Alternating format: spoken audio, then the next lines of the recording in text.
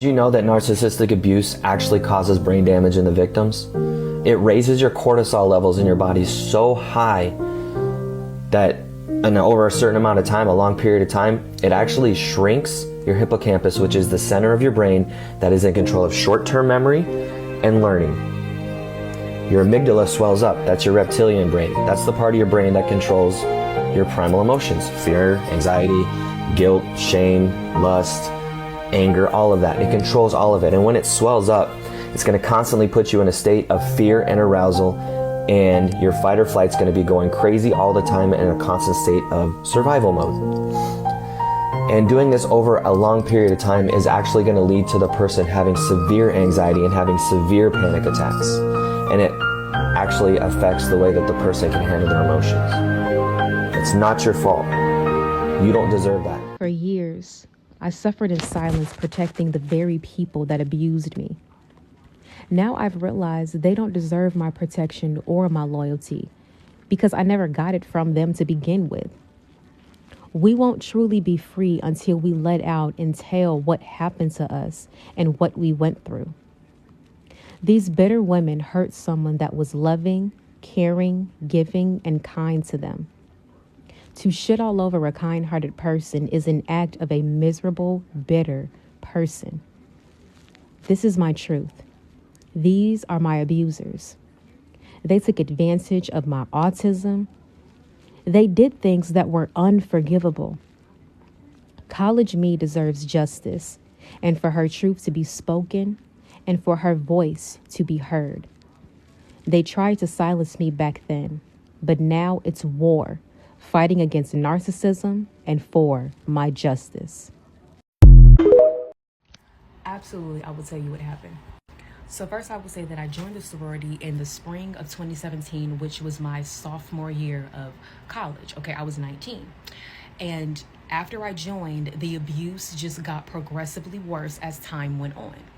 Now, me being a loving, giving person and really wanting sisterhood, I was really ignoring a lot of red flags and bypassing a lot of things that made me uncomfortable, did not make me feel good, but I just continued to give people the benefit of the doubt.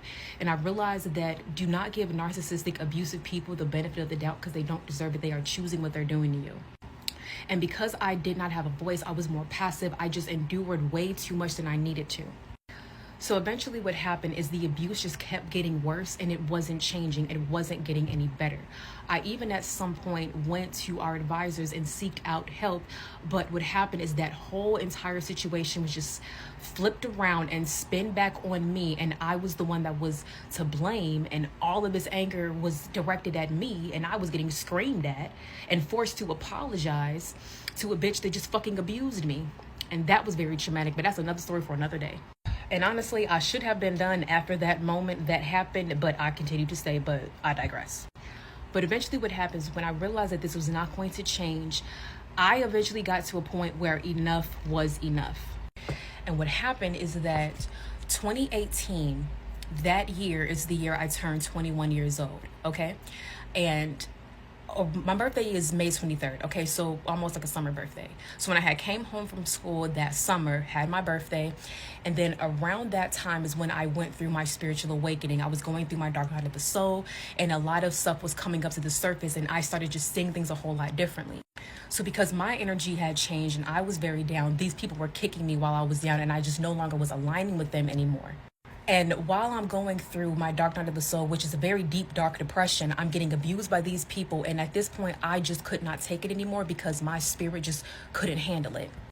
So what I did is I ended up withdrawing from the chapter. I went inactive. I was financial, but I ended up going inactive afterwards. And even while I was inactive, I still was getting abused by these people because I was in group chats. They had my number, everything. I still had access to them. They still had access to me. Then I eventually decided to just drop out of school, and then I ended up going back home. But before I had even went home, I was back in my apartment at school for a good 2 months before I had even decided to come back home. Because no matter what I did, the abuse was not going to stop. It was only going to stop when I was to just completely remove myself from that environment and revoke all of their access to me. And when that happened, that's when I decided to take a break, and that's when the healing process started to begin. When you've had enough, you're going to walk away.